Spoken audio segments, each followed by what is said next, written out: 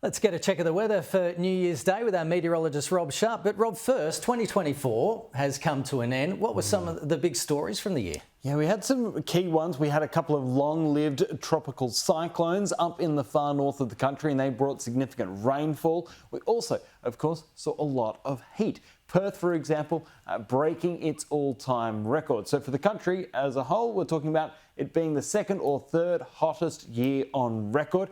Perth broke its record by half a degree for daytime temperatures, and Brisbane saw its hottest night since 1973, so it's pretty humid, and Sydney had its warmest year since 2016. But in terms of the rainfall, you could see the impact of those long-lived tropical cyclones that crawled across the Northern Territory. It's helped it to become the wettest year on record in these regions. For the country as a whole, it was the 5th year in a row with wetter than usual weather, but not everyone was so lucky. Down across the southern coastline, it was drier than usual, and the Yorke Peninsula of South Australia had a record dry year with barely any rainfall to speak of. But back to the current weather situation, and we've got thunderstorms that were pretty active yesterday in Queensland. We had some heavy falls in the state and we ended up with some totals of about 100 millimetres in some pockets over the last couple of days. But unfortunately, my graphics aren't moving for me, so I'll just give you a little quick rundown on today's weather across the country.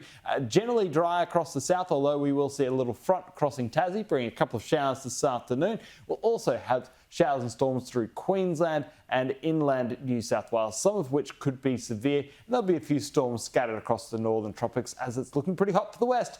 39 in Perth today. It's the Y2K hitting the weather graphics 25 years later. Yep. Thanks, Rob. Talk to you soon.